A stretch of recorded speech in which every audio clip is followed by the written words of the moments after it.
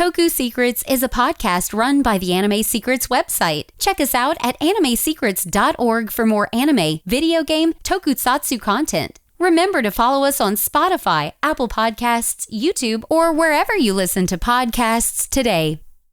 Oh, yes! This is Goldar, and you're listening to Toku Secrets Podcast. Don't tune us out, tune us in! Welcome to Toku Secrets. Join us as we journey into the marvelous world of Super Sentai, Kamen Rider, Power Rangers, and many other tokusatsu. Get ready for the adventure of a lifetime. It's Morphin time! Link to the Morphin. I'm Nathan Desai, the dazzling adventurer, Smokin' Silver. I'm Patrick Allen, I'm Shinken Red. And I'm Rizwan Merchant, Gokai Red. And I'm Anthony Davis, also known as Curie Green. And we're Toku Secrets. Let's get ready to rumble! Okay, Riz beat me too with that sound effect, but that's everything. Wrong show! Wrong show! Okay, now we're ready to start. Okay, yeah, that's a very fitting way to start this one, everybody, here on the Toku Secrets Podcast, presented by animesecrets.org. We are doing episode number 10 of our Magiranger review series, which is also going to be the Endgame arc. We are wrapping up Magiranger. We are very excited about this. This has been an absolute magical journey. Pun absolutely 100% intended there, by the way. We got a lot to talk about here because we're not only going to be reviewing these episodes, but we're going to be giving our final tier ranking for both the series and the Rangers themselves. So yeah, let's not waste any more time. Let's jump right in here. To recap what happened in the previous batch, the Magirangers, their battle with the Infershia gods of hell continued to rage on. They found Miyuki, Miyuki being kept as a collection of souls by Toad, and they were able to, even though they had a little bit of some obstacles along the way, they were able to reunite with her. Miyuki returned as Magi Mother and helped them defeat Toad. The Infershia gods freed Enma's soul after they defeated Isamu in battle, Isamu being Blagel's real name, and he was left unconscious, but Miyuki cast a spell to revive him, and now he's fully revived. He has a crimson version of his Wolzard form called Wolzard Fire, and he's now able to assist the Magirangers in battle, and he actually killed one of the Infershia gods. He killed Wyvern. With Enma's soul free, one of the other Infershia gods, Titan, was chosen as a vessel, and even though Hilka and Makito were trying to help him escape because, he didn't want to kill people, he was a gentle Infershia god, he was found and killed by Dagon, and that allowed Enma to revive. So Enma is now at large as an absolute god. So needless to say, things are not looking too bright for the Magirangers, which brings us to stage 47, the beginning of our Endgame arc. For 3 episodes, The Magic, cast by you, Luludo Goludiro. This is kind of a calm before the storm type of thing with the Endgame arc, where we start off, Hikaru decides to return to Magitopia because he wants to help Mygel protect it. I'll go into detail on who Mygel is and when we get to the next episode, because Enma is, pretty much preparing to attack Magitopia. And Urara gets really sad that she'll never see him again. So she takes him out on a date and, where they go to the zoo, they get dinner. Typical like rom-com type of shenanigans. And eventually Urara confesses that she loves Hikaru. But Hikaru is distraught over this vision that he had of him dying at the hand of Enma. And he's afraid that being a warrior, that'll only put Urara in danger. So he rejects her. But then Miyuki, remember Miyuki is also a mortal human who married a heaven saint. She tells him the story of how she and Isamu got together, and how like she knew what she was going through, what she was getting into when she married Isamu, but she didn't care because she loved him so much. And that's when Hikaru realizes, Urara is stronger than he believed, and he he asks Urara to marry him, and of course Urara says yes. Now we'll get back. I knew Riz was going to use the sound effect for that. I was just wondering which one he was going to use. But yeah, now while this is happening, Sphinx gets selected as the next god to wreak divine punishment, but she doesn't want to fight because she believes that the Magirangers' bond and courage is too powerful for them to defeat, and she retreats, and she supposedly gets killed by Dagon and Sleipnir. But meanwhile, with how this episode ends, Isamu uses his magic to create a wedding for Urara and Hikaru. We go through the ceremony where everybody's dressed up and crying, and Smokey is performing the ceremony because of course he is. And they put on the rings. It's a big happy wedding, but before the bride and the groom can kiss, an injured Ren appears. Enma has invaded and basically taken over Magitopia. Things are not good. Side note, Miyuki and Isamu do not transform into their Magi Mother and Blizzard Fire forms in this episode. Just a brief note that I always like to make. But yeah, what do we think about stage 47? So my first comment is kind of forgot Rin was a character until she walked in again and ruined the best scene of the episode. Like, just honestly forgot she existed. Like, she didn't really do a lot throughout the season, I feel like. I think she was kind of meant to be like that heaven saint who will occasionally come in and say and kind of give some expository things, because she was in the saga where they get their legend forms. Now I'm not trying to defend her because I don't think she's an amazing character, but no, I think she's Deus Ex Machina type of thing. Yeah, exactly. But forgetting about the boring character for a second, the best thing in the world happened here. They finally said yes, they like each other. Mm-hmm. Yeah, that's true. And I was like, I've been waiting for the entire season, like, okay, when are they going to kiss? When are they going to express their love? And then he's like, I want you to marry me. And he's like, hey, he liked it, so he put a ring on it. Hey, he liked it. He put a ring on it. She said yes.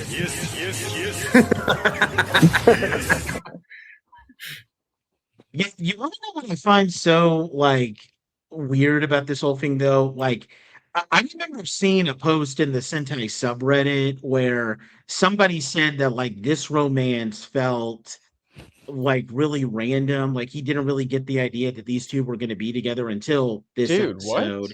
And it's like, were we watching the same show? Yeah, I felt that energy a while ago.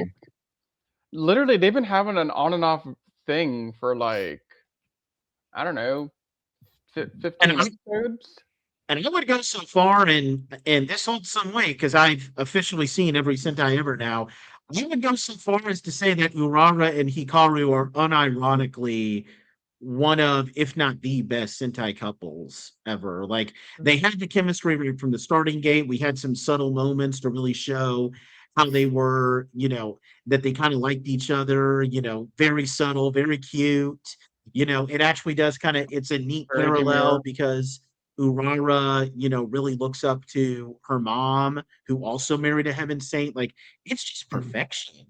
Well, they also foreshadowed it when Hikaru introduced. You ever heard the story of the princess and the frog? Who's the one who kissed him? Exactly. Yeah. Yep. Come on. They telegraphed it back in episode 30. And I mean, I will say, this is not a knock on Magiranger. This is more of a knock on Mystic Force. If y'all wanted to translate this over to Mystic Force, you should have gone with Zantui for the character. Yes. Because they had some vibes of Daggeron and Maddie, and I was like, why are we doing this? Yeah. Yeah, that's that's a little bit of some, we're treading into some very uncomfortable territory right there. Just a little bit. Yeah. A little bit. But I was just like, can we do something more about that? Yeah. like the best couple. Like I just think it works perfectly. And I mean, and these same people who say that it was random, like these same people who say that like Tatsuya and Yuri are the best Sentai couple ever from Time Yeah. Ranger. Now I don't hate that couple as much as some other people in this podcast do, but no, Urara and Hikaru kill like absolutely murder Tatsuya and Yuri as like Sentai power couples we're talking about here. Yeah. Yeah. Yeah. Also, this episode had a really funny joke moment with shoot, his name escapes me at the minute. Makito, where it Yeah. was them at the fountain, and that old couple came up to them to ask for a picture. He's like, "Do you want to take your picture?" And Hikaru was like, "No." And it cut to them behind the bench spying on him, and Makito was getting ready to jump over the bench to fight, and they had to grab him to stop him. Yeah, it was great. That protective older brother sense came roaring to the forefront. And I mean, that's the thing, is like they really played into the romance really well. And for those that couldn't see it, like Nate said, these are the same people who have other problems with Sentai, but are also the same people who like Magiranger. Yeah. I said it. I said it. I don't regret it. It's out there. I mean, I'll sort of defend those people because sometimes subtlety is hard to pick up on for some people, and it wasn't as in your face as it probably. What are you talking? It was totally in your face. Not really. It was in my face. It was noticeable, but it wasn't like egregious. Like in Time Ranger with the Tatsu and Yuri thing, that was in your face the whole season. This was a little bit more lightly sprinkled in. Like they had little moments of like passing eye contact and whatever, but it wasn't like, oh, these two were just like too stupid to tell each other that they like each other. It was. See, here's the difference in that. Sorry to cut you, but here's the difference. Tatsuya and Yuri were in your face because they were poorly written characters with nothing really going for them beyond that, and like a couple of other minor things. Like they were not well written characters, and nothing about them was organic when it came to like romance. Here, it's organic. You can see it bake in. There was no romance on day one. It was more of a, I'm the sensei, you're the student, you listen to me, and then slowly it's like the subtle hand grazing on the other hand, the eye contact, the quick moment together, the quick looking across the room at each other type thing, and like those are there, and it's organic. It builds up. Yeah, and that's why I'm Yuri and Tatsuya and all the others. That's why I'm actually okay with it, because that's how actual romance works. It starts off as those small little things, and then builds off of that. And that's why if you don't see it, I don't know what to tell you. Go touch some grass. It's subtle but more realistic, more human. Yeah. So I appreciate it a lot more than the whole, the two of them are just like having inner monologues while staring at each other while every other character fades into the background kind of crap that Time Ranger did. This is how it actually works in real life. Agreed. And I'm glad we're making the Time Ranger comparisons, because I wanted to do it prior to get on this podcast, but I didn't really want to be that guy. So Patrick, thank you for being that guy. I mean, I like Time Ranger as a season, but I'm still not afraid to call it out for the stuff it did wrong, and that's one of the things it did really wrong. I've looked at Time Ranger again since, not like it is a complete rewatch, but I've seen clips here and there, and I was like, if I ever do a rewatch Time Ranger, I'm worried my opinion will go down further. It kind of, I might have to watch it a third time, because I really think Time Ranger is not that great. I said it. I don't care. Come at me. But I don't know. I've seen so many people, and I know it's not a Time Ranger podcast, but I've seen so many people in like Sentai forums, Reddit, Facebook, whatever, and they're all like, "Oh, hey, Time Ranger's the best Sentai." I'm like, really? Better than Shinkanser? Better than Gokaiser?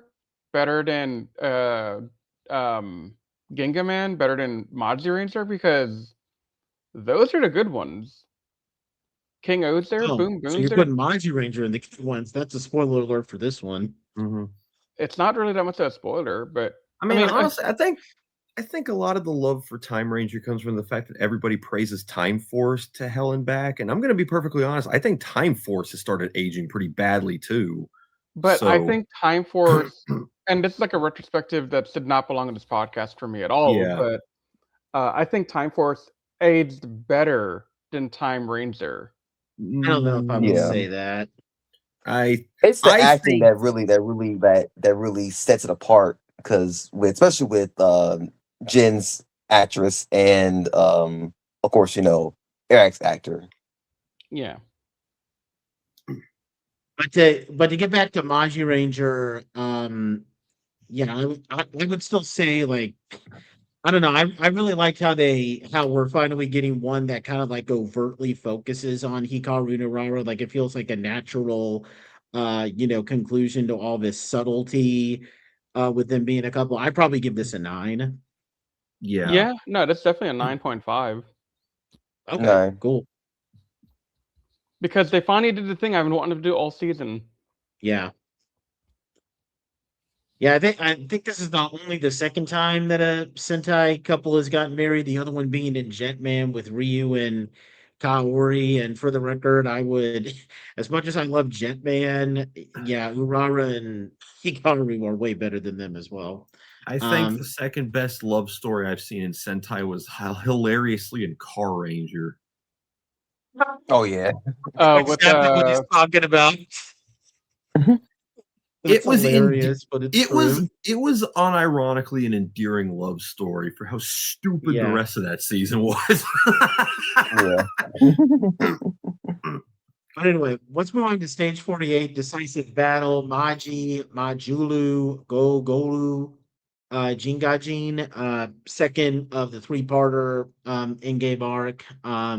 So we start off with a flashback where Inma is shown going after Magitopia, and he's attacking Migel, the Arch Heavenly Saint and leader of Magitopia. This character was called the Mystic Mother in Power Rangers Mystic Force, and I'll actually mention a fun fact there, but a little bit about Migel. Even though in the equivalent of Mystic Force, this was her only appearance, as she originally appeared in the Magiranger movie. This is her first appearance in the series proper. Here's a fun fact about her. She is played by Michiko Soga. She was a veteran tokusatsu actress at this point. She was the voice of Dr. Kate in 3 episodes of Kamen Rider Stronger, the voice of Monster of the Day, and also playing the human form of that in Battle Fever J. She was Queen Harridan, who was the main villain in Dingy Man and a supporting villain in Sun Vulcan. Played a couple of monsters in Uchuke's Gavan and Uchuke's Shider. General in Jiraiya for Metal Heroes. Queen Pantora in Spielbahn, that she's the main villain of that. And she actually did appear in stock footage for that when they adapted Spielbahn into Spawn's VR Troopers. She had another Monster of the Day in Mask Man, but of course the big one that everybody knows her about is that she was Witch Bandora in Kyoryu Sentai Magiranger, which of course she appeared in stock footage as Rita Repulsa. This is the only role that she has played in a tokusatsu show where she is not a villainess. And ironically, this is also the final role that she ever had in acting, because unfortunately, when she was filming this role, she was dealing with pancreatic cancer, and a few months after she was done filming all of this, she passed away in 2006. And Mystic Force actually did a tribute to that.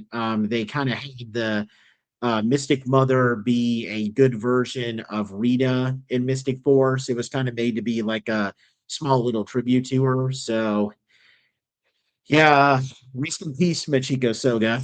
Even though Witch Bandora wasn't really that great of a character, you were still always an entertaining actress to watch. She made a good Rita.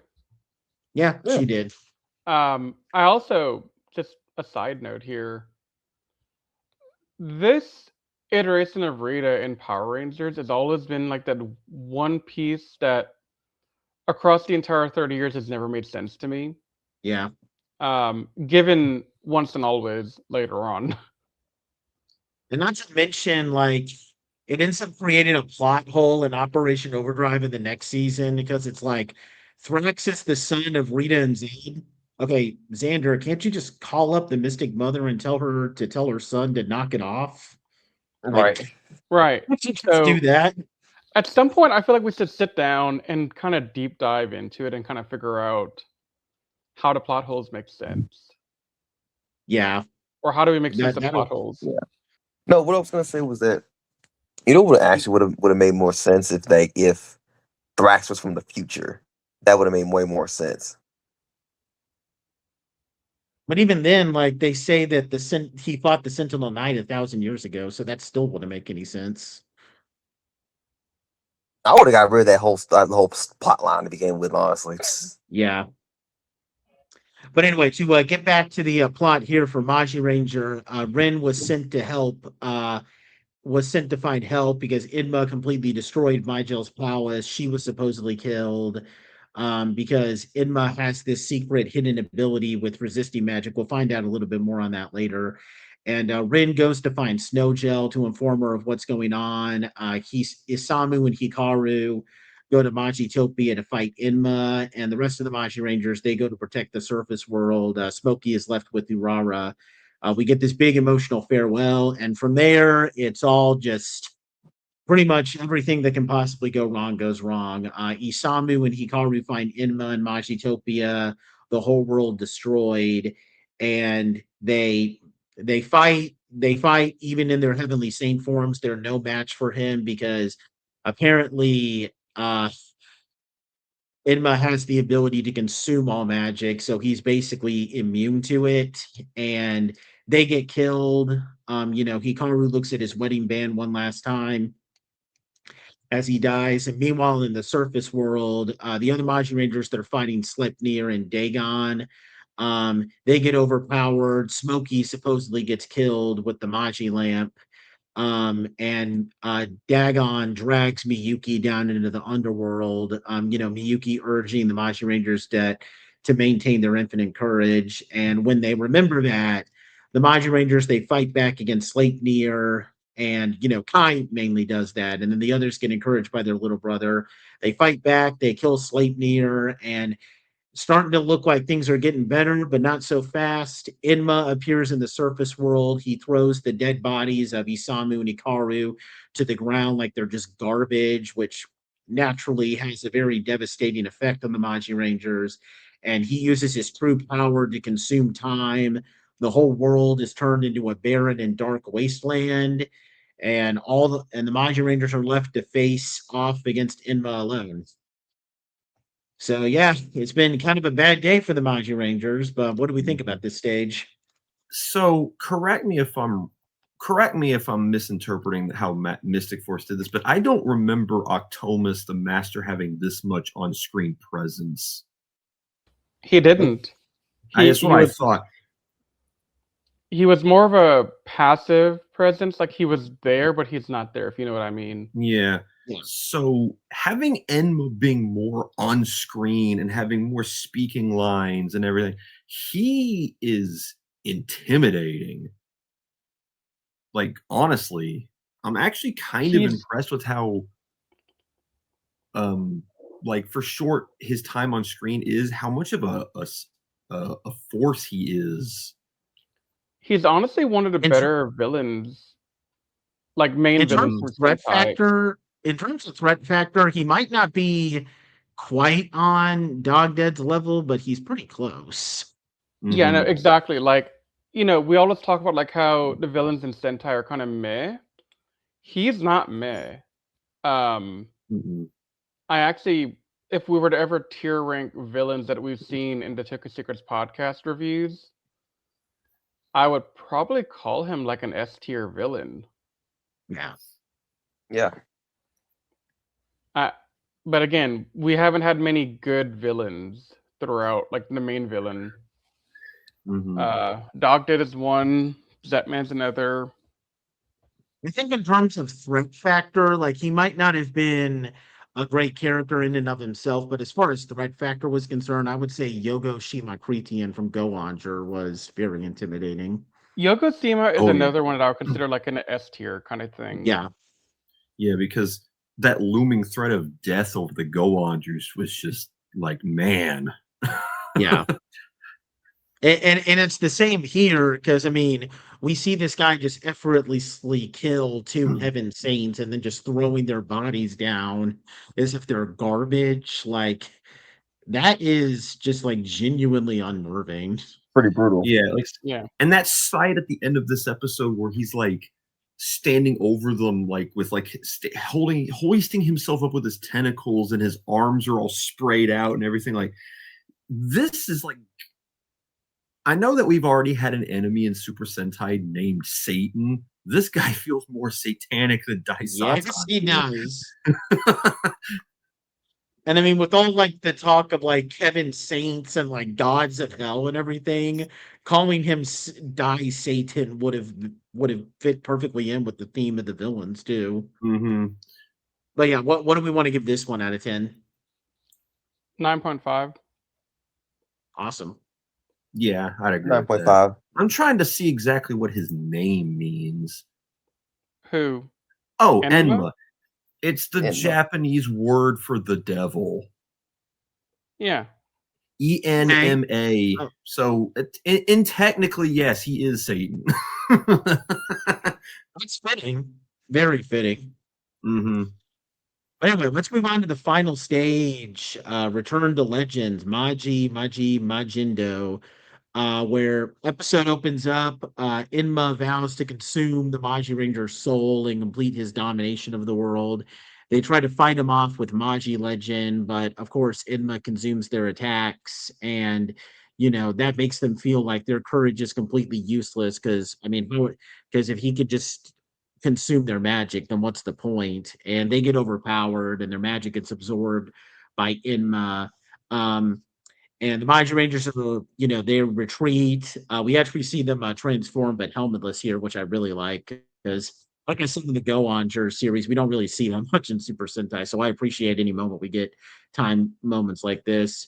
But Kai remembers this fatal blade technique that Usamu taught him because earlier in the previous episode, Kai wanted to accompany Hikaru and Isamu to Magitopia, and Isamu put him through this trial on how to use this blade technique, which can create miracles when one reaches full courage. And his brothers and sisters, encourage him, saying that he can do it. We have faith in you, and that causes Kai to regain his up. And he performs this fatal blade technique with his Magi stick sword and dial rod, with his brothers and sisters lending him their strength, and he deals this powerful blow to Enma, and he shatters his helmet in the process. That returns the world to normal. Snowgel and Rin arrive in the surface world. Mygel had survived. She traveled to the same Flower Garden of Souls where Miyuki went. Miyuki appears alongside Sphinx and Vancuria. Vancuria was so Sphinx was saved by Vancuria because remember Vancuria is immortal, so she was able to use that to revive Sphinx. And Sphinx vows to live by the new way she's been taught by the Magirangers, so she turned on Dagon and killed him. Nye and Mare, they've developed an attachment to Sphinx, so they reform and they use their powers to revive Isamu, Hikaru, and Smokey, which makes for a tearful reunion. But then Inma recovers. He vows that he'll destroy the world. But the Magirangers, they come together. Mygel tells them that they can defeat Inma if they just fight together because their courage is infinite. And so we get the big final roll call where all 8 Magirangers are together. They transform. And because they have an endless amount of courage, they have endless magic. And so what do they do to defeat Inma? Well, if he can, he can't eat all magic, can he? No, he can't. So what they do is that with endless magic, they just fire everything they can at Enma until it becomes too much for him to consume, and he explodes. And They that basically causes, overfed him. yeah, Because imagine defeating exactly. your enemy by overfeeding them. Yeah, that's pretty cool though. That's pretty clever. They defeat him once and for all. All the good magic that Enma absorbed is showered upon all of the worlds. Now, during this, we see Yuka briefly watching the fight. She apparently knew that Kai was Maji Red all along. The Magirangers, they gather at the beach where the five Ozu siblings vow to make a new future for themselves. And then everybody goes home. Everyone is a family. And then 1 year later, um, the Ozu family, they gather together because they vowed that they would make like the anniversary of when they defeated Infershia a family holiday. We get a big epilogue. Urara and Hikaru are living in Magitopia with Smokey. We don't really know much about what Makito and Hoka are doing, but we know that Tsubasa is back to boxing.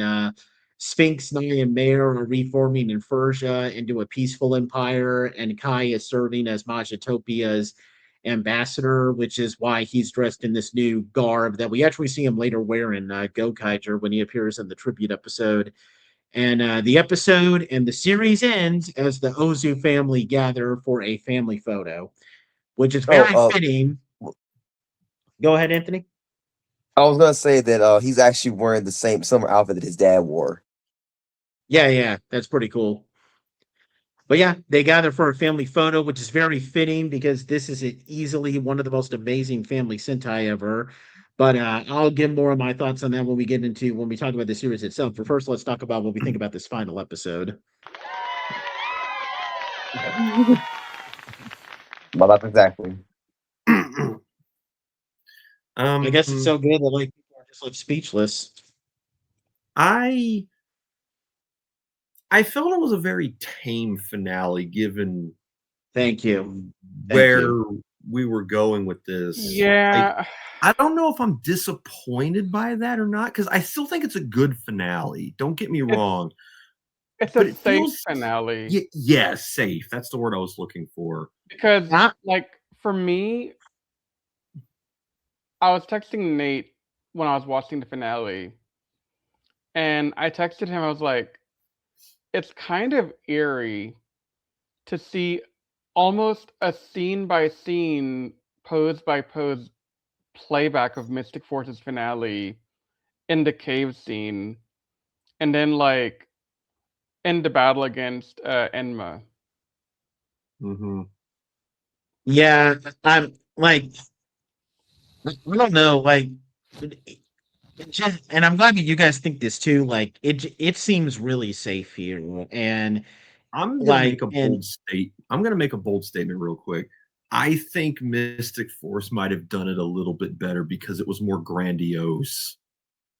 I think the reason Mystic Force did it better, part of it has to do with like the magic trope and unity of like two different villages of people or towns or whatever you want to call it.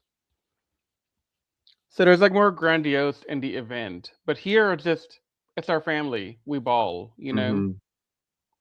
And the way that the final battle also, this is something that I have a huge gripe with. You play the whole theme song when they do the roll call, but then when they're firing the attack, you just have some generic background music playing. Whilst with Mystic Force, they keep that instrumental theme song playing all throughout the final battle, all the way until that scene ends, actually. yeah. And honestly, if they played the Magiranger theme song from start to finish with that final battle, that might have actually helped this finale just a little bit, just because not enough. Not enough. Just a little. I think the problem is we had so much epic stuff happening, and then the wedding happened, and they started scrambling after. Do you feel like they should have waited till after they defeated Enma to do the wedding? Yes. Actually. I feel that too. I was like, why did they do the wedding so early? I forgot they got married in the third to last episode. Here's what I think you could have done. You could have had the first episode revolve around them wanting to, like, them deciding to get married. And then just when they're about to like make the preparations and do it, here comes Ren saying, all this terrible thing is happening. And I think the way that like you could have done like I think the way that you could have done this a little bit better is that instead of having everyone be revived magically before Inma um is shown to have recovered, I think it would have been a lot more powerful if you didn't wear the Magirangers. They're able to deal this powerful blow to Inma, but he's still alive, and here they are now having to fight.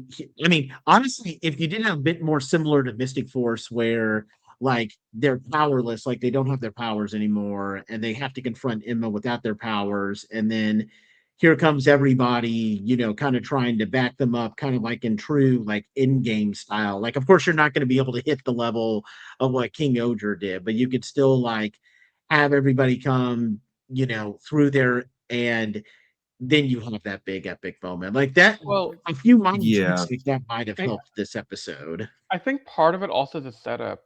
Um, not seeing, I'm gonna bloat a name because I'm bad, but the white mother, like Yeah, Machi Mother. Rita's counterpart, Oh, um, Nigel. Rydzel, yeah. Mhm. Having Rydzel just be kind of referenced in passing up until now and only being like a movie exclusive and not really seeing Magitopia and not really seeing more of that Mhm. kind of hurt a bit because we had some of that interaction early on in Mystic Force. And there was a lot more involvement there, especially like, hey, here's how you get your armor upgrade. It's through these guys giving him a test. And there's just all these different things that we could have done to draw in more Magitopia, I think, into the storyline earlier than here. Like, I know we've been using Magitopia a lot throughout the season, but we haven't really like seen Magitopia a ton, nor have we really interact with like Yeah. people. Like, C's been there all this time. Ryzel's been there. Where's C been all this time? Like, why didn't C come around earlier?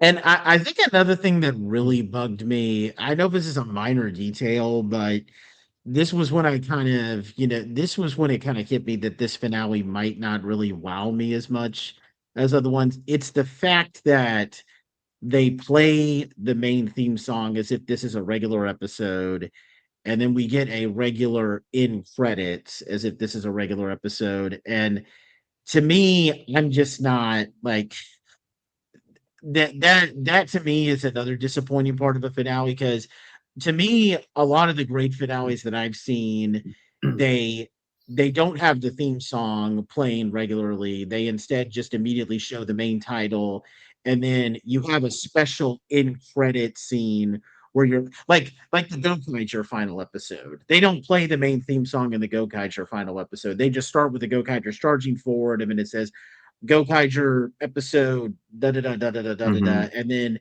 they don't play the main theme song until the end credits roll when the Gokai Galleon is leaving um Earth. So like and the funny thing is, I would say that like the minute and a half, maybe 2 minutes that you had, like you could have used that time as well as potentially with the end credits thing to add some more details that would have made this great. Like you could have added some, an extra 2 minutes to like, give it to like maybe add a little bit some more epic moments. And instead of just having a regular end credit scene, you could instead have the credits roll over the main theme song while giving us this big epilogue to show what everyone is going on to do. And heck, because you're doing that during the closing credits, you don't have to take all the time that was dedicated to the actual epilogue in the episode. You could take that time to dedicate a little bit more to the final battle as well. Like That it's is really true, yeah. amazing how those tiny little things that they don't do compared to some other great finales, might have actually helped this episode a lot. It would have, yes. Um, but I mean, okay, so here's the thing. Even the way they defeat Enma, they're just taking all their power and blasting him, and he's eating it, and then he just implodes. Yeah. Um, I don't know. That just to me felt very. Is the word boring, kind of meh. I mean, I'll jump to Mystic Force again because I think it works in Mystic Force pretty well because it's kind of implied that both the humans and the mystical creatures of the forest joining together to give them magic back. That was kind of like a last gasp. They didn't have it anymore after they killed the master. Yeah. So that was literally a final desperation shot to kill him. They still can use magic here. So it doesn't, like I said, just the entirety of this finale just doesn't feel like it has that it didn't desperate last heave that Mystic Force had. Yeah. Like, I don't even think they lost their powers at the end. Correct me if I'm wrong, but they didn't lose their powers. And I mean, when he was in the cave with them, they were kind of like, that would have been a perfect time for him to like whoop ass and take their powers and make them dig deep to find that courage to really make them go, okay, we can be magicians without the power. Mm-hmm. They could have done that. Or even take what Nate suggested and maybe do what Mystic Force did before Mystic Force did it and have the rest of society come in and use their courage to fuel them. But see, I think the problem was that they didn't have the inspiration of Mystic Force. Mm-hmm. So they didn't know about this idea of like the villagers. Yeah. Because even going back to the beginning, they had like the mystic like help signal thing that they introduced early in the season where they would call in mystical threats to them and they would go help. So there was a connection between the Mystic Force Rangers and the society at large already that they could have used as a way for them to pay the Magirangers back for it. And so you could have maybe brought like, I think the society thing could have worked a little bit. Like maybe you could have brought in some supporting characters or like some minor characters that had appeared in the past that had become friends with the Magirangers. Like you could have gotten that kid that Tsubasa was teaching how to box. You could have had, granted, I mean, I know I keep talking about how horrible of a person she is, but that woman that Makito had fallen in love with, you could have had Yuka there, and she brings a bunch of Kai's classmates. Like, I think that would have worked pretty good. And honestly, I mean, I would argue that, I mean, maybe not as good as Mystic Force, but roughly on par, because the problem with the Mystic Force one is that even though that's a powerful moment, the thing about Mystic Force is that they don't emphasize the conflict between regular humans and the people of the mystic world, except in the first episode where everybody's afraid to go into it, and then in the last episode. So they would have been roughly on par with each other. Yeah. Yeah, and I don't want to sound like I'm bad-mouthing this finale too much, because when I was watching it, like, I'm invested because, I like these characters. I really do. And I see what it's trying to do. Like, I'm liking what you're doing, but, like, can you blow me away? Like, but see, like, that's part of. Sorry. Go ahead. No. It's like this is like this is honestly like Go Wanger, except if Go Wanger's finale was like really safe or something like that. Like Go Wanger stuck the landing with like a finale that totally just blew me away. This is similar where there's great characters, there's a lot of emotional moments, and there's a lot of great things, but I'm not blown away by this finale. Like, honestly, I was blown away more with the final battle with Bronkin, and I was definitely blown away a lot more with the final battle with where Miyuki comes back for the first time and helps them defeat Toad. And, like, could you give me something like that? Because you have proven to me that you can give me battles that will blow me away. So why can't the finale give me something like that? I mean, honestly, what they should have done, they should have flipped the our last batch episode around. Had the Makito and Hoka episodes that happened before, then they go off and find their mom, and then that leads into this battle, and then they do something based off of that, like where maybe they haven't quite saved the mom before the endgame arc, and they use the endgame arc to save their mom, then have the epic battle at the end. Yeah, like everything just out of sync. Or something like I really wish, and I hate to, I hate to bring up Ranger in some ways, but I really wish that like you did something similar to how the story was with Ranger, where where you literally have like the main villain like dragging people down into hell. I really wish that they emphasized that more. Like maybe the Magirangers had like all of like Inma goes in, he destroys all of Magitopia and all of the heaven saints and like people who help give them their powers get dragged down into the underworld, and you have to make it like this big epic thing where like they have to go down into the underworld, which they've never been in before except once when they almost got killed, to save them. Would that have made for a more cliched final battle? Yeah, but or that could have been actually. I kind of like that idea, building off the whole take that and then use the Mystic Force idea. Yeah, they lose their courage because they got it drained from. So the people of Magitopia are like, "You're our last hope. Here's our courage."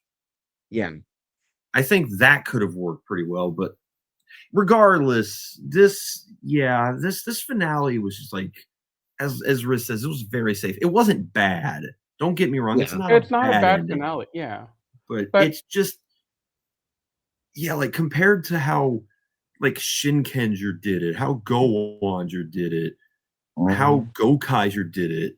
Like this just felt King Oger, Pat. Yeah, God, I get King Oger. That was like a freaking endgame arc right there. Yeah, exactly. This was just very, very like passable by comparison. This was like a it's all right, it's an all right kind of ending.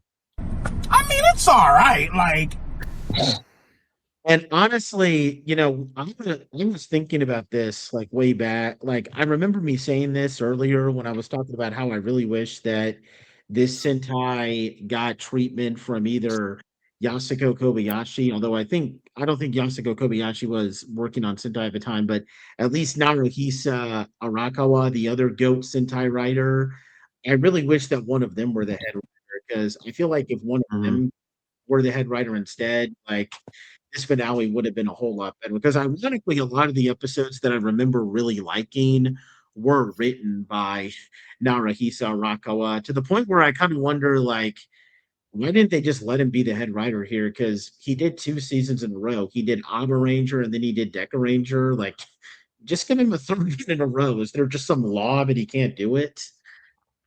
Like, I mean, I don't think it's that. I just think that he had other things come up and had to do. He was also writing on this show at the time. He was an assistant writer. Yeah. Yeah, and I'm just confirming this now. He also he wrote the episode that was the final battle with Bronkin, and I'm looking at this right now. He also wrote the episode where Miyuki comes back for the first time as Maji Mother. So yeah, every single really good episode in this season is one that he directly wrote. So he should have been the head writer for this Sentai. Yeah, I get should have been. Yeah, I mean, I know Riz is going to agree with that because he did Gokaiger too. So I mean, yeah, he is a goat. Yeah. But I mean, that's he knew the spectacle of Gokaiger. So yeah. Well, at the time, Gokaiger wasn't out yet. Yeah.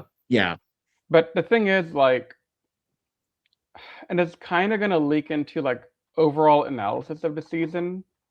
I'd probably give this finale an 8 out of 10 just to like wrap that up, so the Riz can kind of segue into that. Yeah, I'll go with an 8.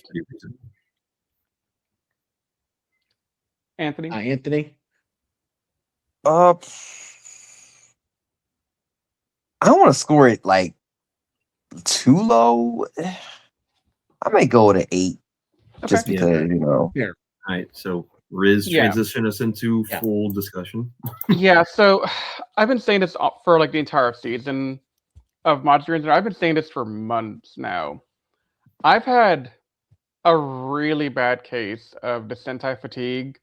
We've talked about it during the Go-Zetsu stuff. We talked about it through some of the Magiranger. We talked about it through whatever we watched before Magiranger.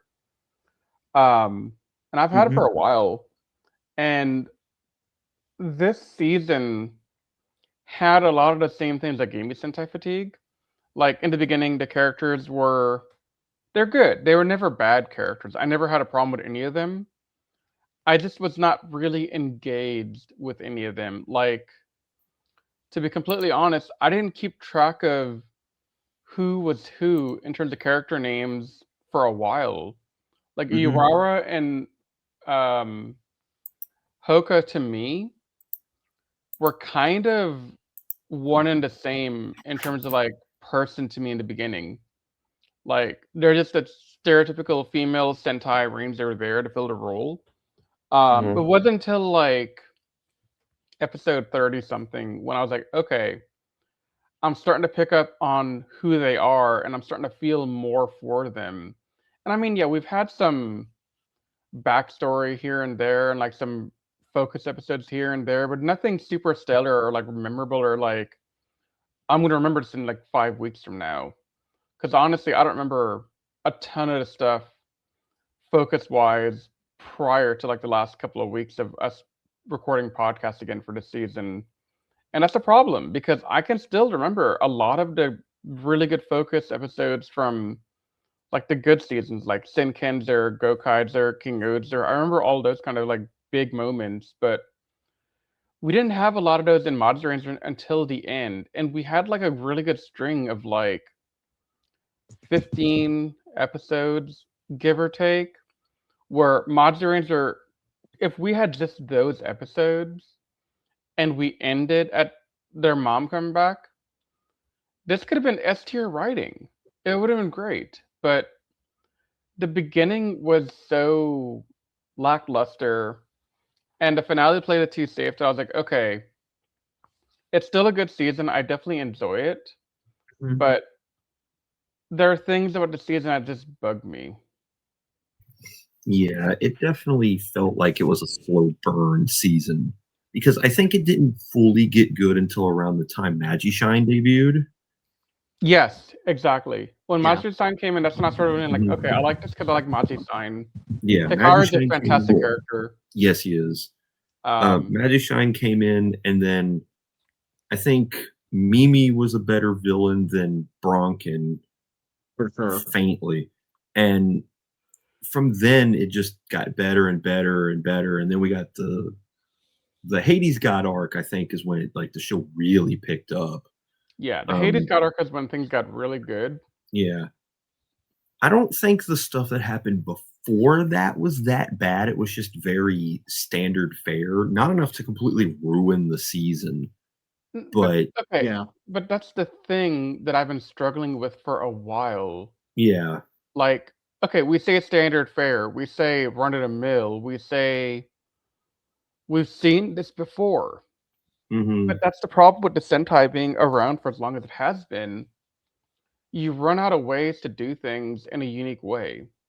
And even the guys at Toei have said in an interview, yeah, we're wrapping up Sentai for the time being and putting on hiatus because we need to go back to the drawing board and get the Sentai magic back. hmm Because there is a fatigue. I'm definitely feeling it.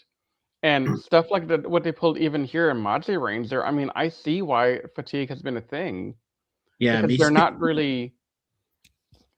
really pulling out a whole lot of new stuff. I mean, they did a lot of really good stuff, like new and unique with Senkenzer had a really good arc, Gokaizer, King Ozer, Boom Boomzer had some good stuff, but the rest of the seasons in between were kind of more run of the mill, safe, or more of the same type thing.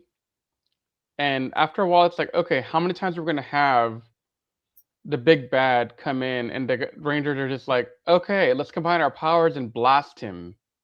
Yeah, I think Riz kind of made it clear. I mean, I defend this a little bit. I think that they did a good twist on the family dynamic because I mean, there's only been two other Sentais that have done that. Three if you count Knee Ninja, even though Knee Ninja they were cousins, not brothers and sisters. That's still But family. yeah. And with Japanese culture, in my understanding, and I might be wrong here, Nate, and I'm probably talking to the wrong person about because you can probably tell me better. But to my understanding, in Japanese culture, much like most of the Asian culture, cousins are treated like siblings. I mean, my wife seems to have that kind of relationship with some of her cousins, so I do think that that probably is appropriate to say. Yeah, Mhm. Yeah. because I'm from But South Asia. Like our family is like from India, Mhm. Pakistan, and Yeah, we definitely treat cousins like siblings. Mm. So I would consider Ninja to be a mhm. family Sentai in the same vein. But I still think that this one did I mean, okay, you hate 5 Man as much as other people, but I feel like 5 Man, it was just very surface level. When Go-Go 5 did it, I thought Go-Go 5 was Game of Thrones did it okay, but I feel like there's just like a different element to it here. Because I mean, first of all, I like how they switch it up where Red is not the oldest anymore. You have Red being the youngest, and I think that makes for an interesting dynamic. And then I really like how the parents are involved here because in Go-Go 5's case, the dad is there. He's kind of a mentor, but he's also kind of a deadbeat dad. So it's kind of a Yeah. bit of it's kind of hard to really get behind him. I feel like this is the best one with the family dynamic because I'm gonna have to watch 5 Man and Go Go 5 again very soon. But when I was watching these five, these five Rangers made me want to come back because I genuinely see brothers and sisters who they they they, Yeah. they annoy each other some more than others, but they genuinely love each other. But Hmm. let me throw a, a monkey wrench in at what you just said. Yeah, I agree. The family's involved, parents are involved, but I mean, their mom was only there for like 4 episodes at most. Well, yeah, but you can see, but they still brought up their parents a lot. Well, I mean, first of all, they do eventually come back, and and you do get a lot of genuinely emotional moments, which I think is Yeah, which is way better than what they did. Because I remember, they wait until the last episode of Go Go 5 for them to meet their mom, and they never meet. And okay, spoiler alert, they never meet their parents in 5 Man. They hype that up constantly, but that never happens. So. Wow. I just feel like I just feel like these other family-based Sentais crawled so that this one could run, and I feel like it did run with the family dynamic very yeah, well. and that's the part that's unique. But they didn't really get super ingrained in the family dynamic. Like they had a lot of like squabbling back and forth throughout, but the genuine sibling camaraderie and connection that really built the relations to really move things along didn't really happen until the big Makito character focus episode, I think. I mean, I would say that it it kind of it started to kind of show with the 18th episode when they defeated Bronkin, because that was the point where they get beaten down to their lowest point and they feel like they're gonna lose everything, but then Makito reminds them no, this is not what our parents were fighting for. And then they come together, and then their mom shows up to help them in their biggest time of need. Now, I'll admit, yes, that's still at a point where you're kind of getting very close to ending the first half of the series, but I would still say that it happened a bit earlier than that, at least a little bit before Hikaru came I mean, along. okay, a little bit, but not enough to be like this whole big thing. It's Right. like they were trying to figure out how to create the right Sentai family trope in real time. Which, And I mean, I just blame that on the fact that they run in some guy who had never been a Sentai head writer before, and that was a huge mistake. I mean, counterpoint, King Odzer's head writer. I mean, well, yeah, but I don't think the guy. I mean, I don't even think the guy had really done that much tokusatsu stuff before. I'm pretty sure the King Oger guy did some Common Rider stuff before he went on King Oger. He did a little bit of Kamen Rider. He did some other anime work, but so he had some basis for what he was doing. But Yeah, but regardless, it, this is I the don't guy who's think the Sentai responsible for writing. Dragon Ball GT. So that's not a very good thing to have on your resume. If anything you guys say is Who an had that? indicator. the head writer of the Sentai. Ah, okay. Well, they improved since then. Yeah. They've learned how to write since then. They've no Mhm. longer Yeah. kind of tanked, but no, I mean, I think okay. So anything I've said so far is not trying to say Magiranger is terrible. It's not terrible. It's a good season, but I'm just disappointed that it's not a great season. That it's not the S tier season that it could have been, because they had the hallmarks to make an S tier.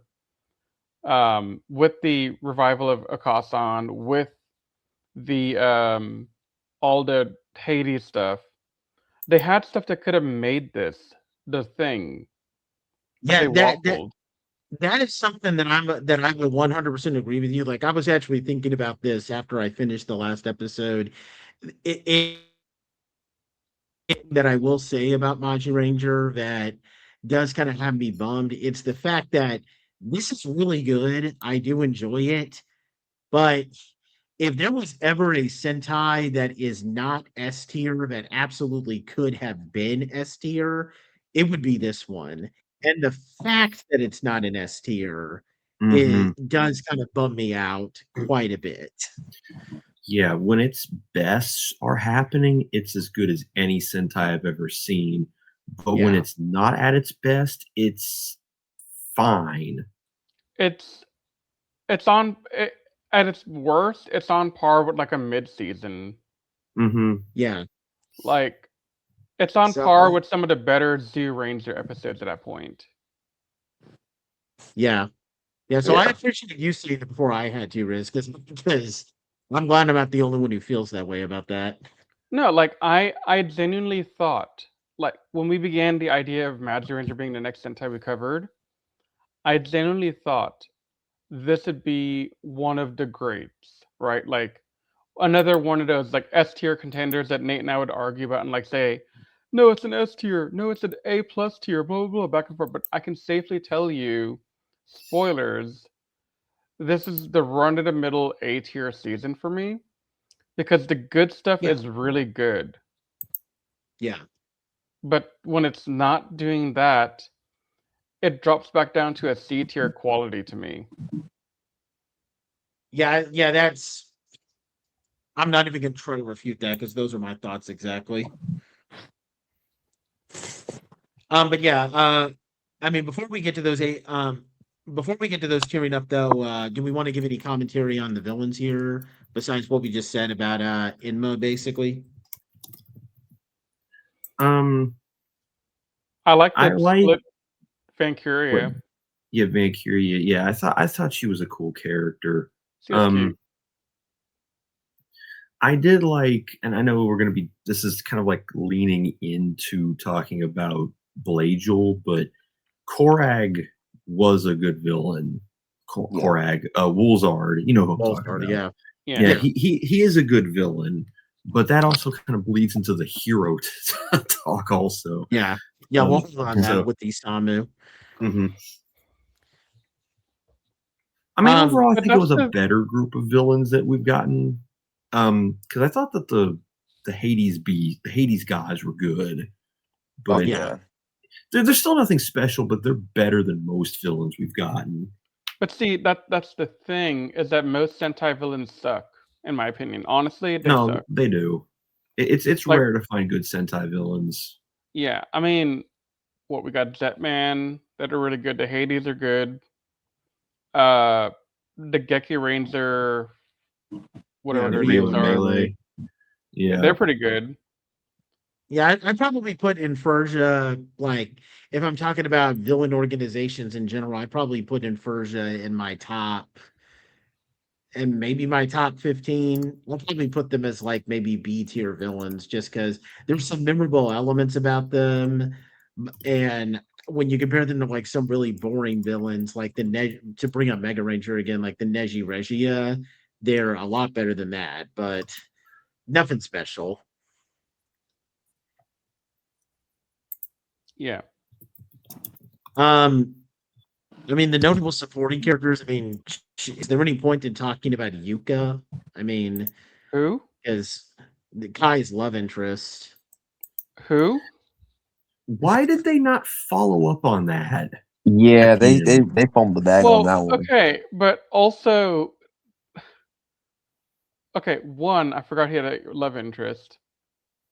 Two, it was kind of sort of hinted that he and the Vancuria girls were going to become a thing at the end, in the epilogue. Mm-hmm. Oh my god.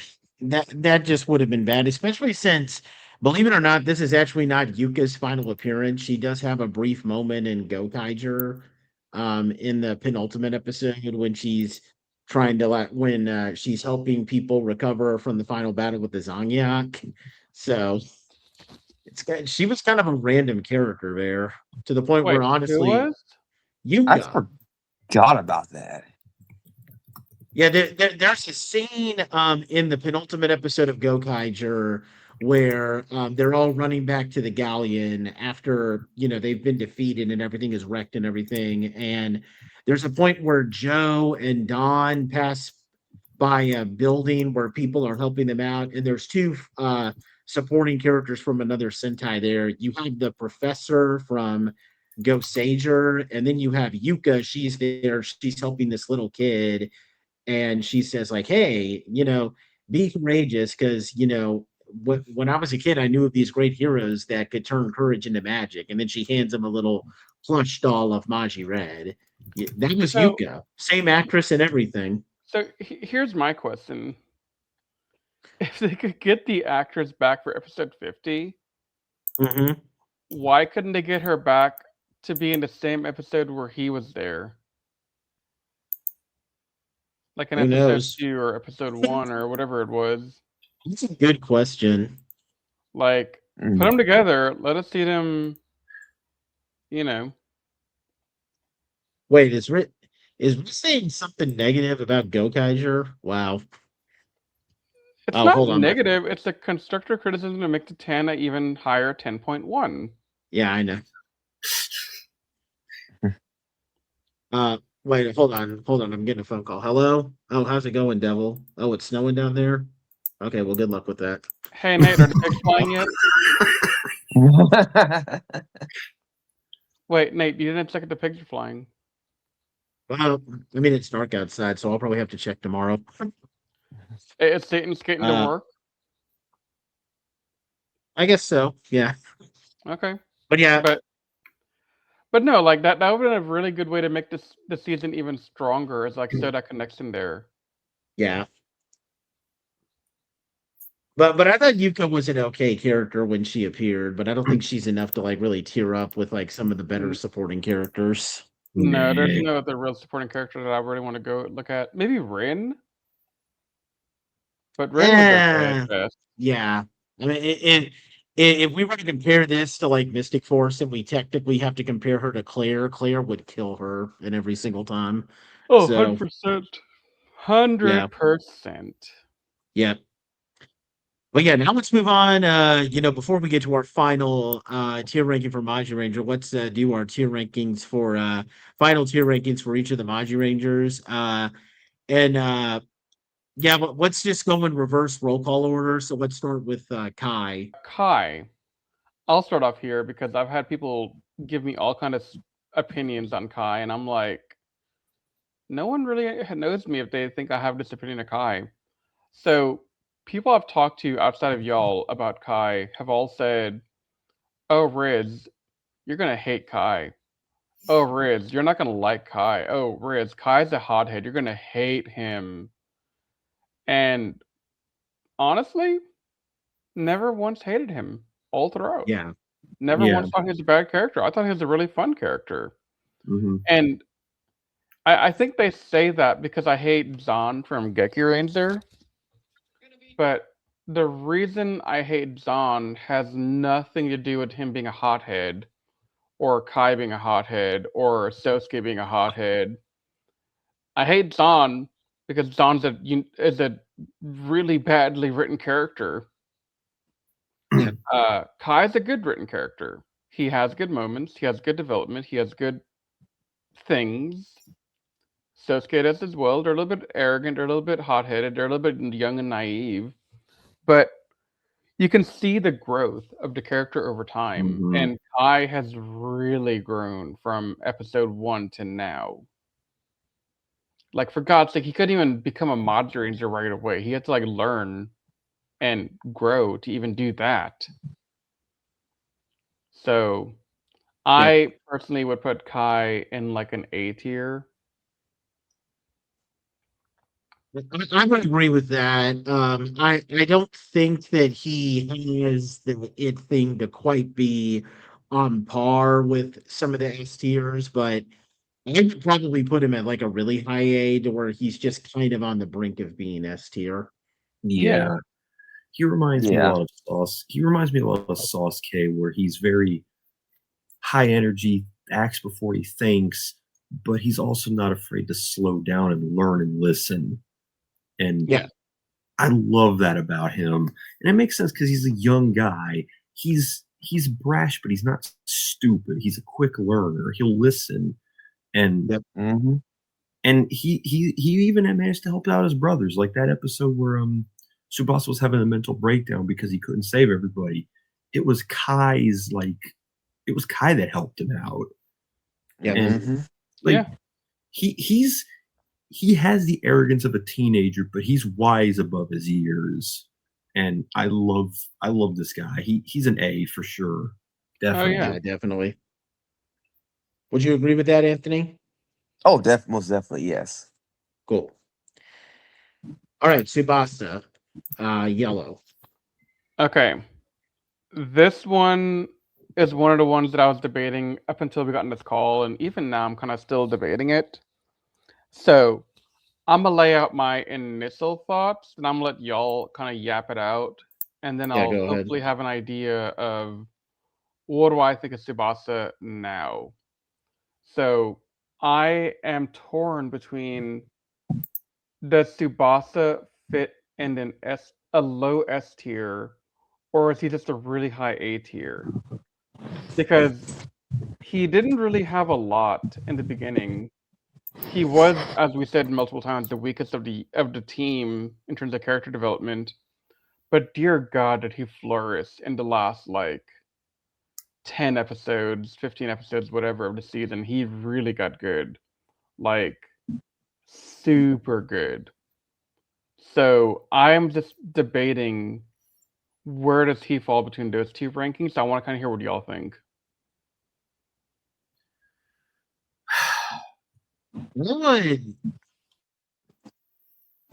So first of all, I would say with Tsubasa, I mean, I would technically call him I technically call him my least favorite hero, although that's really just by default. It's kind of like saying that Mako is my least favorite Shinkenger, like it there, but it's still, and I think it's because he just kind of started off kind of meh, and he didn't really start to come into his own until like the last couple of episodes. Now, when he came into his own, he really absolutely did come into his own. Oh yeah.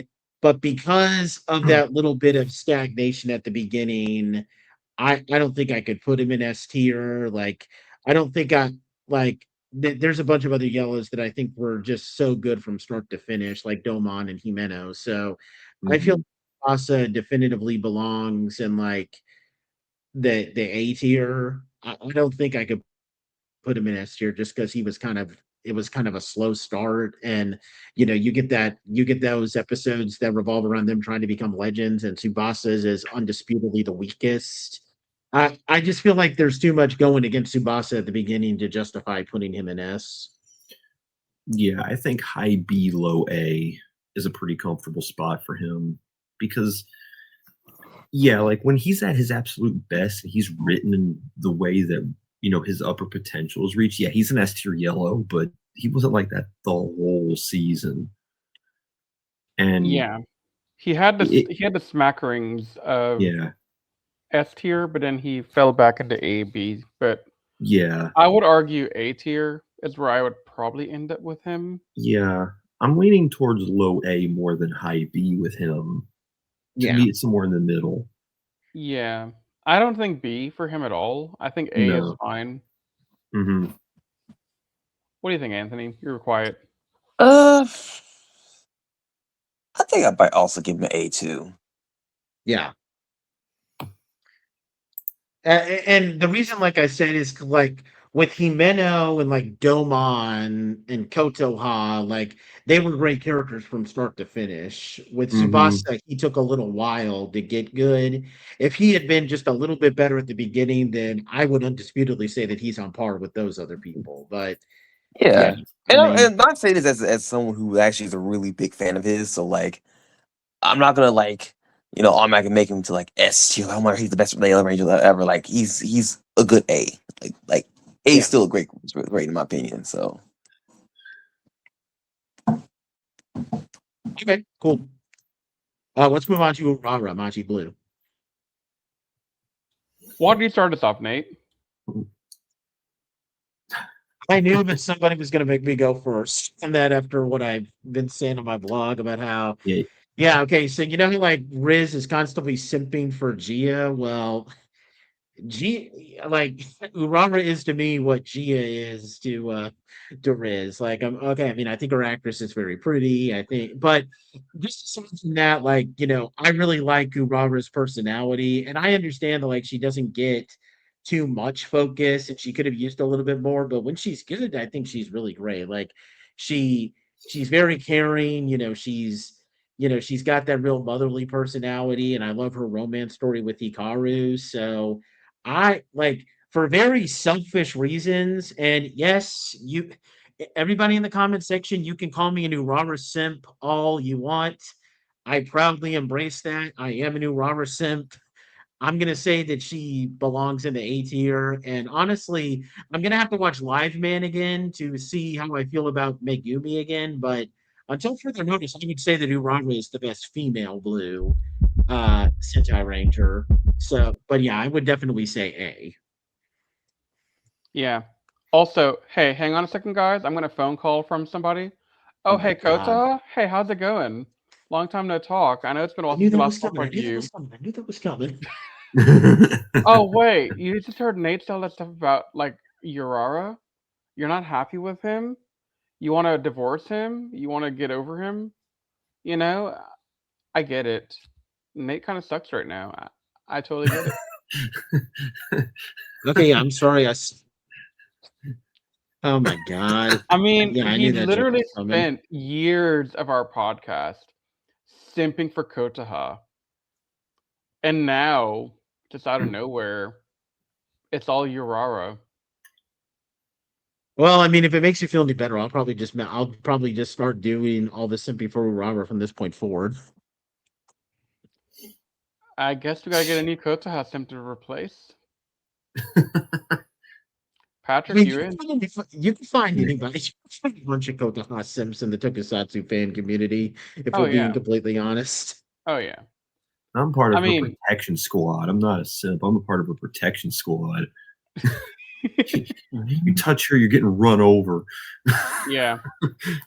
That I is will fair, say, yeah. though, having met some of the Japanese actors in the past, Yui Koike is an amazing person. Yeah, for Take sure. that as you will. For those that don't know, that's Ihim from Gokaizer. She seems cool. She is such a sweetheart. I love her so much. I'm part of the protection squad for her, hands down. Never gonna leave that squad. No, Hell, I might even lead the squad. I mean, that's Luca's job. Luca's too busy being a Luca. I mean, hey, Toku Secrets. I mean, if you could do anything to like get Asami Kai, who plays Urara at one of these cons, that'd be great. I mean, she was literally just at a Magiranger 20 years reunion, so yeah. We became pretty good friends during Orlando. So if you could do that for your good friend, that would be awesome. Yeah. But my thoughts on Urara are she was cute all throughout, but she didn't really get to sign a lot until a certain Sixth Ranger came around. See what I did there? Yeah, I did. Yeah. Mhm. Yeah. Yeah. Okay. There's dad jokes galore here around here.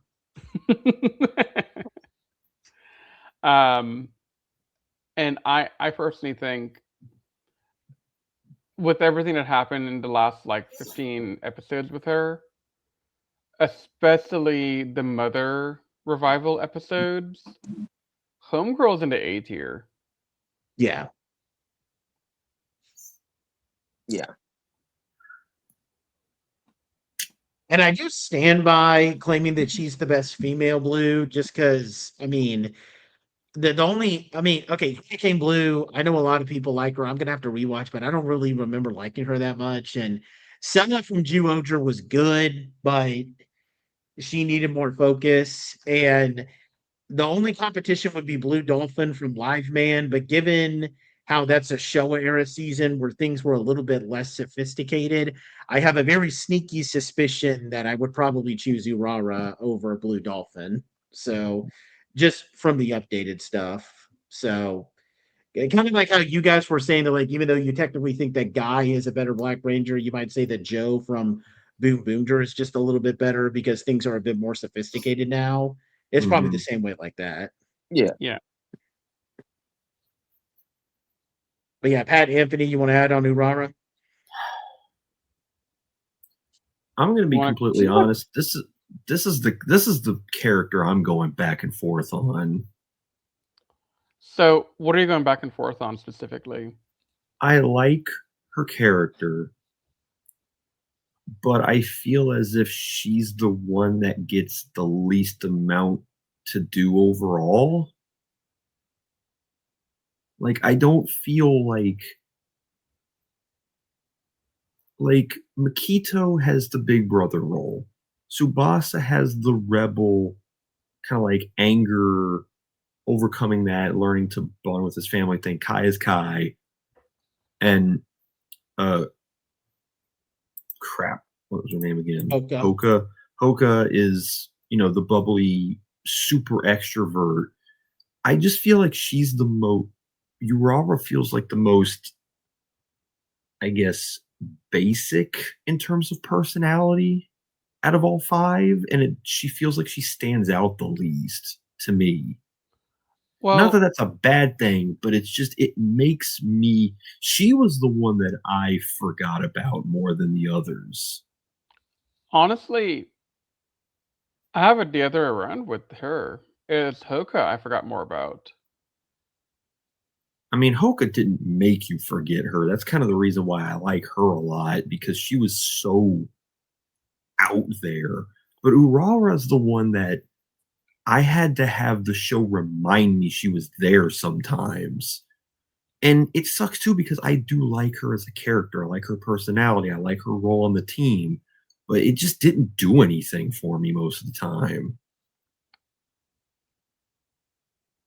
Like, I think she's an A character, but me personally, I want to put her in the B tier just because she's, to me, my least favorite member of the team, honestly. You know what, Pat? The way you feel about her is how I felt about Paquito when I very first watched Magiranger for the first time. It kind of sounds like Pat probably feels the way about Urara the same way that like a lot of us feel about Mako from Shinkenger, where she's a good character, but she doesn't get nearly as much as the others. She's exactly like Mako, where she's still a great character, but it's obvious that now I know that the Shinkenger cast is just better, so the gap between Mako and the rest of them is a little bit more obvious, but she fills that same role of she's a good character, but the others just have things that make them stand out better to me. Yeah.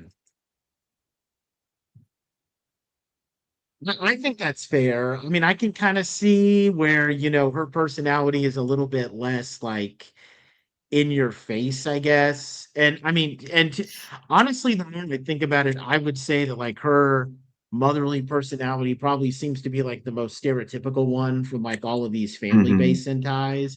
So I can kind of understand that. But I mean, again, I still just really like her. Now, I wouldn't say we didn't originally call her my favorite. There's probably two other characters I would probably rank above her from here, but I still think that she's great. And yes, everybody can call me New Armor Simp all you want. I don't care. that's just what Oh, I sorry. am. What is that, Kotaha? You want half of Nate's assets in the separation? Oh my god. That's Hey, not Nate. funny, Riz. Hey, Nate. She wants your bag of pins. Oh my god. Look at the bag of pins. I've spent God knows how much money on my drug dealer doing that. So okay, Patrick and Anthony are not going to get that joke. I think they do because we've already told them the joke. Oh, okay. Y'all know the story, right? I think I do. Yeah.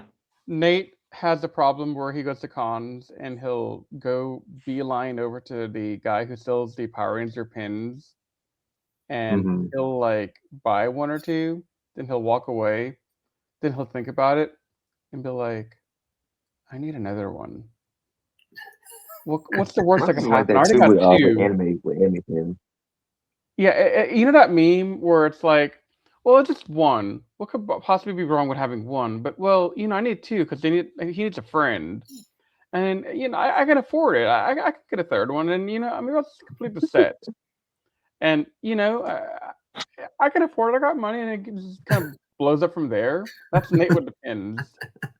Yeah, that is me. It drives my wife crazy, honestly. Oh, So, trust me, I love watching the aftermath of when we go meet his wife for dinner after the con day is over, and she just looks at him and he's like, "I'm sorry." and she just shakes her head and she's all like, "Baby, what am I going to do with you?" Yep. But anyway, let's move on. Anthony, where did you want to put Urara? Despite of everything, I still would put her as an A tier, honestly. Cool. Now we can move on to Hoka. Hoka feels a lot like Tsubasa, where when she's at her best, she's like a near S tier pink, but at her worst, she's like a B tier character. Yeah. So I kind of want to put her in low A, where I would put Tsubasa for that same reason, because I love how outward she is. I love her overly peppy forward attitude where she's willing to help people. Like her episode with the Titan at the very end was amazing. The one where she was trying to play lovemaker with Kai and his love interest was hilarious. She has those random episodes sprinkled throughout where she's just like the biggest goofball alive, and it's hilarious. But then you got the episodes like the 30 dates thing, it's like somewhere in the middle there's an amazing character, but she's all over the place. Yeah, I agree with that. I would say that I think that now technically this is more by default. I do think she deserves to be spoken about in like the top 5 pinks. Now, granted, that's more of a testament to how there's not that many amazing pinks besides the only 2 people I would say that are technically deserve to be ranked above her would be Mew from Boom Boomger and Saya from Gingaman. But I still think Honka is a great character in her own right. And honestly, I am ranked higher than her. Sorry. Who? I am. Well, yeah, of course. After what you just said, I'm not really surprised. I think also I'm blanking, but Sinkin Pink was pretty damn awesome. Yeah. But I do want to say that me putting Hoka in like the low A is kind of an accomplishment for her, because I've said this before. Like when I originally watched Magiranger, I didn't hate Hoka. I just found her to be kind of just there. Like I wasn't really huge into her. So it's not quite the same thing as when I hated Hikaru from Gingaman, but it's a little bit closer to that. So Honka being in a low A tier is actually quite the accomplishment, because that is a huge rise from how I originally had her as like a low B, high C pink. So she's a big riser for me.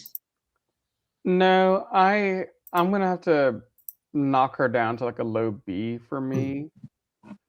She had 2 good episodes that I can remember throughout the entire thing. Mm-hmm. And And then the entire like body switch episode thing with her and Kai, where the dates and all that, like whatever goodwill she had, kind of diminished a bit with that two-parter for me, which brought her down to the B tier. Yeah, I guess that's fair. I think B is appropriate. I just think You know- Hoka could have been an A tier, but C is a B tier, just given inconsistent writing, in my opinion. Yeah. I agree with Riz on this one. I actually want to put her as a B as well. Not because I think she's like horrible, but like the last few episodes. Well, the last episode before she got the whole the connection with Titan, it kind of like that whole episode with her swapping bodies with Kai and her and the multiple boyfriends things really kind of like, you know, it. Yeah, I wasn't feeling that. Yeah. Okay. Let's wrap up the main five with Makito. I feel like I'm being a dead horse because this is the same thing I said about Hoka and Tsubasa. When he's at his worst, he's like a low B, but when he's at his best, he's an S tier. There's like 3 characters in the season that are just like, it depends on the episode. I think with Makito, I'd put him more In the A mid side. mid A to Yeah. like he's a mid A. Yeah. I was trying to justify my head just now if he's a high A, but I can't justify it. Yeah, he has too many bad episodes early to justify the high A. Yeah, but he's definitely a mid-tier A tier. Yeah. Which, from what Nate has mentioned in the past, might put him into running for one of the better greens in the franchise.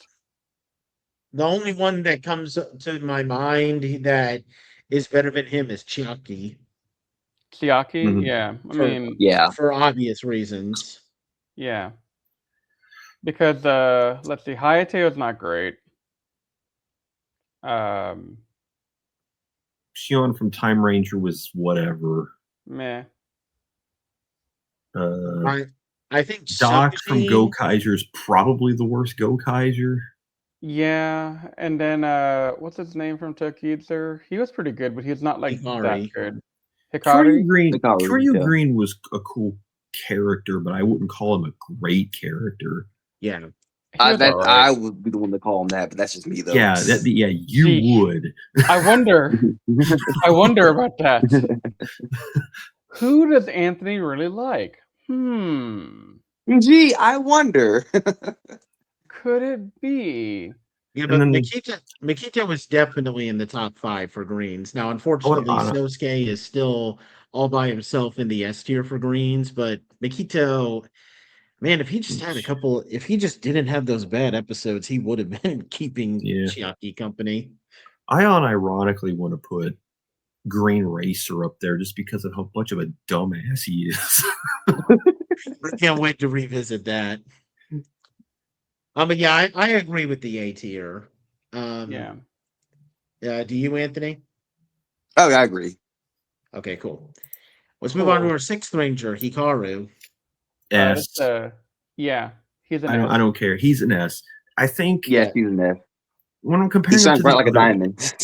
Yeah, when I compare him to the other 6 I have in the S, I think the Wings and Jeremy are 1 and 2. He jumps Black Knight as number 3. Ooh, okay.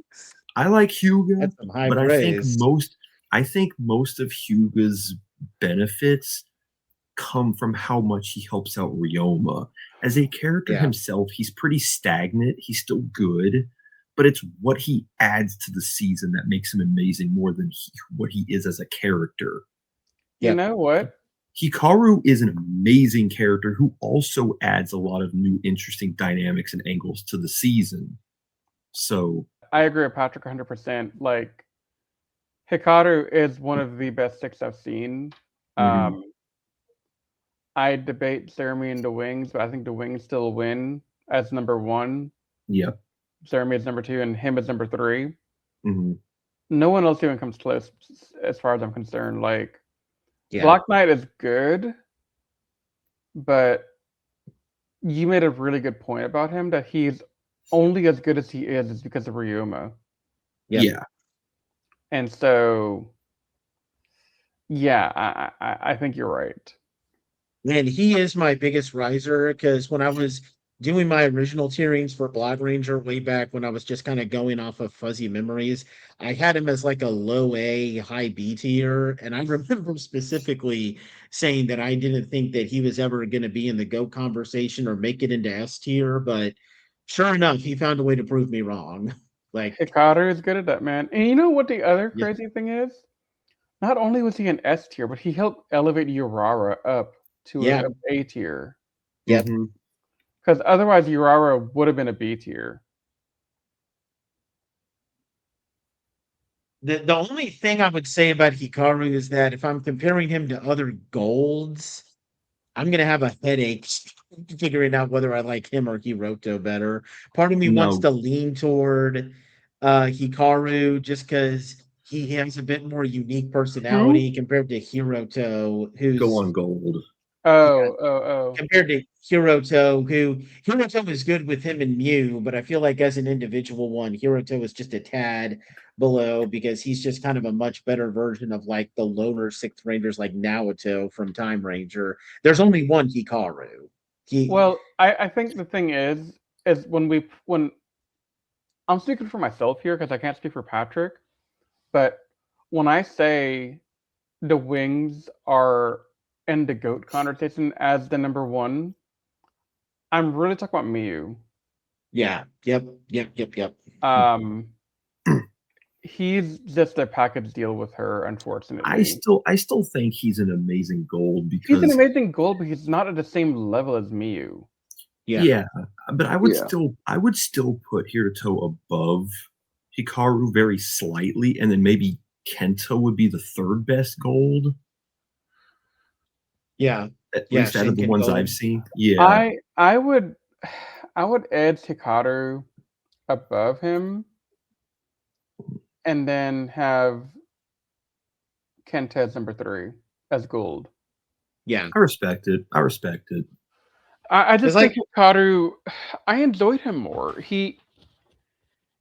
Because he was a fresh breath of air, and he was a much needed change to the dynamic. And like Yes. how you always say, Patrick, that if we're gonna get a Sixth Ranger, they can't just come in and hang out. They got to do something to change the dynamic. Yes. And he did that perfectly. He gave them a mentor Mm-hmm. when they didn't have a mentor. Hiroto gave them a rival, but he was a package deal with Miyu, and that diminishes a little bit when you're looking at it in terms of like contribution. And Gento was kind of there. He didn't really do anything to change the dynamic all that much. Gento lowered Takaru's shell a little bit. Yeah. Allowed them to get closer to. Yeah, it's not as bad as it's not as big as like Hyuga, where he comes in and puts Ryoma on a new course of development or something like that, or Time Fire, where he comes in and he's just an antagonist ranger, or Barai even. Yeah, or Bry, who's just evil for the large chunk of his thing. But him coming in as a mentor, not only as a supportive mentor, but he doesn't see them as weak. He sees them as strong, respectable magicians. He's not even afraid to like help them out if they mess up. Like the episode where Tsubasa does the forbidden spell and has like that black hole in his chest. Yeah. Most mentors would be like, well, you screwed up. Now you have to atone for it or figure out yourself. He went out of his way and almost got himself killed trying to help them. Like I would do anything to learn under this guy myself. Yeah. He is an awesome person. Just like he's amazing. Yeah. Yeah, I forgot how great his character arc was. Like, honestly, like, with him being like this young mentor, like, it kind of, I mean, again, there's nothing to perfectly compare Hikaru to because, I mean, he's just that unique. But, like, I like comparing him to RJ a little bit in that, he and RJ had both very unique personalities from mentors. I mean, if we talk about Star Wars a little bit, his whole story of like being this new mentor who's been kind of unexpectedly thrust into this role feels very reminiscent of like the Ewan McGregor years of like Obi-Wan Kenobi. Like there's a lot of great layers with Hikaru, but even though there were some cool comparisons with him, it's also difficult to do that because he's just very unique and in a great way. And we just love that. I think RJ is the closest comparison we have. Yeah. Almost to the point where I kind of wish. I mean, I know that this would have technically meant that we couldn't have gotten RJ the way we did, but honestly, like if they could, I wish they did something like maybe they could have gotten David, however you pronounce that last part of his last name. Like, it would have been cool if he played Daggeron and kind of did something similar to with like the Daggeron role in Mystic Force, because that would have been a much better like adaptation for Hikaru than what we actually got. Yeah. Plus Hikaru's fashion sense. Exactly. That suit is spiffy, and I want one. Right. Yeah. But my God, Dagron don't know how to dress at all. Like the best outfit he wore was when he was in his civilian outfit. And he only wore that one episode. Dagron looked like the town drunk in a D&D city. Yeah. And then Hikaru's coming out here in a Gucci suit. Yeah, I definitely want to get. If I ever get a Sentai jacket, I definitely want to get Hikaru's. What we called Patrick? Be like Goldero Gucci. Goldero Gucci. That's amazing. Great. Have you ever seen Blazing Saddles? And you get I've seen Blazing Saddles. Yeah, where Bart comes out dressed as the sheriff for the first time. He's in his really fancy sheriff costume. It's that same kind of suit. Yeah. But let's move on to Maji Mother Miyuki. Just comparing her to like, and we can do both. Well, no. Let's hold off on Isamu. But what do we think about Miyuki in regards to other extra Rangers? That's a hard one. I would put Miyuki maybe in like the B tier, because even though she's not active as a ranger herself, I still think she was a great character in that she does great as being kind of like a spiritual mentor to the Rangers, where like she's there to like, appear in like spirit to like give them advice when they need it. And then when she actually returns, like, when she returns in her spirit, and then when she actually returns, it's some of the best moments ever.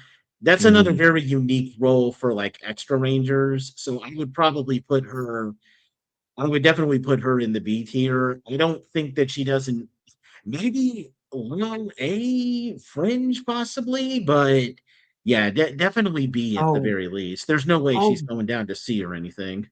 I'll give her an A just because even when she wasn't on screen, the impact she had on the characters was notable. Yeah. Like through flashbacks and memories and everything. Like, there's more to who she is as a character than what we see of her actually do on screen. It's the impact she has. I think that puts her in A tier. Yep. Also, she has a beautiful smile all the way. Oh, yeah. Yeah, It's a very beautiful smile, definitely. Mm-hmm. I would agree to B tier for her. Yep. Yeah. Okay. We can wrap up the Ranger tiers now with Isamu. Oh boy, there's a lot to go over with this guy. If we're talking about him throughout, I'd say he's a really high S. I mean, not high S, high A. Mm-hmm. And if we're talking about him just as the Wilzard Red, then I'd go with like a C or a B. Yeah, I want to depends on the designation. Yeah, I want to encompass this whole thing because we did the same thing with Rackless and King Oger, where we took his whole story into consideration. Now, he's not Rackless. Let's not even begin to make that hilarious comparison. No. But I think by comparison, he is an A. Because he walked to let Reckless run. Exactly. He's like Reckless light. Yeah.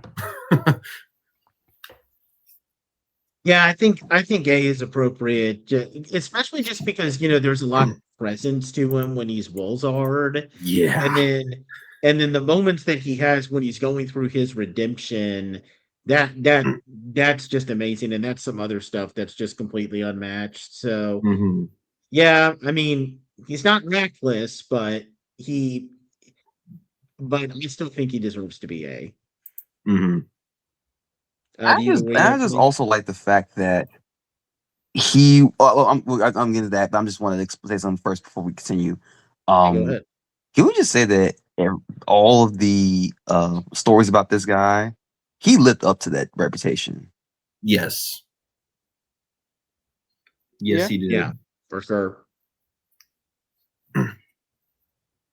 Okay, well But yeah, then, I think I agree with y'all. I'll give him an A2. yeah, awesome. Okay, let's wrap this up with just giving our final tier ranking. 9 out of 10. We could just give the final tier ranking for Magiranger. Each of us can go one by one. I want to go 8. So you give it like a B tier? We said out of 10, right? No. I was talking about the letter tier ranking. We don't have to do out of 10. Letter tier ranking. Oh man. I thought I had my answer before we started this podcast. So yeah, I'll go ahead and give mine first since I've kind of already said what I was gonna say already. Like the thing about Magiranger and the reason why I put it in like low A tier is that the good stuff in Magiranger is really good. Like some of the best I've seen with Sentai with the family dynamic. I love these characters. Even the weakest character, I think, is still a very solid character. And I think that just speaks a lot about how great this is. And do I wish that there were some better things? Yeah. Do I wish that either Naruhisa Arakawa or Yasuko Kobayashi was the head writer of this so that it would be even better? Yes. And does it absolutely frustrate me that this is not an S tier Sentai when it absolutely could? Yes, but I think that there is just so much good here to where it's difficult for me to put it. I feel like putting it anything lower than an A tier would be a crime. So I'm definitely going to put it in a low A tier. Feel a little sad that it couldn't have been an S, but it's still I really enjoyed rewatching Magiranger for what it is, even if I do wish that it was better in some areas. Yeah, I kind of agree with that. I think an A is pretty respectable because yeah, we were complaining about the lows of like the early parts of the season not being all that standoutish, but I think the highs that this season have vastly outweigh the lows.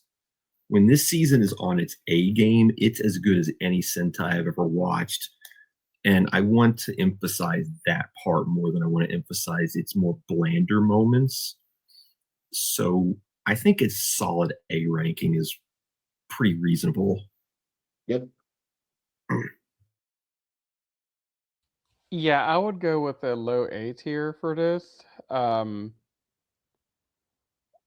In contrast, I know it was mentioned at some point, maybe on Instagram or on something that Nate was saying that this is a smidge below Goanzer. I would disagree, though. I think Goanzer is much higher than this in terms of quality. I think Goanzer's like a high A, and this is like a low A. So that's kind of where I'm with this one. Yeah, that's fair. Yeah. And Anthony? I see you. Okay, cool. Then yeah, I mean, I'm glad that we can kind of all agree to this, but I do want to emphasize that I did find Magiranger to be a very fun rewatch experience, and this I definitely will say this probably won't be the last time I watch Magiranger. I might find myself watching it again.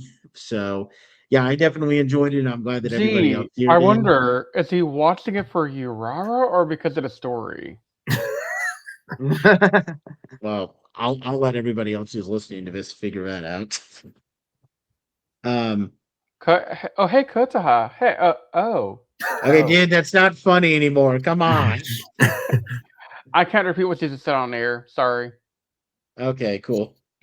But anyway, okay, that wraps up Magiranger for us. And just a little bit of a prelude to what we're going to be doing when we start. Even though this is going to be up by the time 2026 comes along, this is actually the final podcast that we're reviewing in 2025. So, just a little bit of a prelude for some of the stuff we got coming for you guys. We are going to be taking a little bit of a break from Super Sentai for a little bit. Just in wake of like some of the fatigue that we've been dealing with. So the very next thing that we're going to be taking a look at is the original Uchu Page Gabon series. Yes, the original Showa era series with Kenji Oba. We're taking a look at that, as, a way to like kind of get ourselves, kind of whet our appetite a little bit for the new upcoming Gabon series as part of the project RED. So yeah, that we're gonna finally be dipping our feet into Metal Heroes after having not taken a look at it at all. We will eventually get back to Sentai. We'll figure that out when we do that. But point is, we're kind of taking a little bit of a breakdown. We're about to dip our feet into Metal Heroes. Now, of course, we're going to continue to cover Go Juger when it finally finishes. And we're going to continue our coverage of Zest. We got a lot of stuff planned for you guys come for 2026, guys. That goes way beyond just us doing Super Sentai stuff. And we hope you guys will join us all for that. But until then, everybody stay safe and bye for now. If you enjoyed listening to the Toku Secrets Podcast, please check us out at animesecrets.org and follow us on all our social media pages such as Twitter, Facebook, and Instagram. And also feel free to check out our other podcasts, including Anime Declassified and the Jedi Squadron. You can also leave us any feedback you'd like to offer us directly on our website. If you're listening to this on Spotify or iTunes, we thank you so much, and please leave us a rating out of 5 stars. If you're watching this on YouTube, please subscribe to our channel if you're not already subscribed, and leave any comments down below, as we love to take the time to read comments left on our channel and give our fans, shout-outs. If you have any seasons of Super Sentai, Power Rangers, or other tokusatsu shows that you'd like for us to check out, please don't hesitate to say so in your feedback. With all that said, we thank you so much for taking the time to listen to our podcast, and we will see you next time as we continue our never-ending journey through the world of tokusatsu. But until that time, you all stay safe, we love you, and may the power protect you.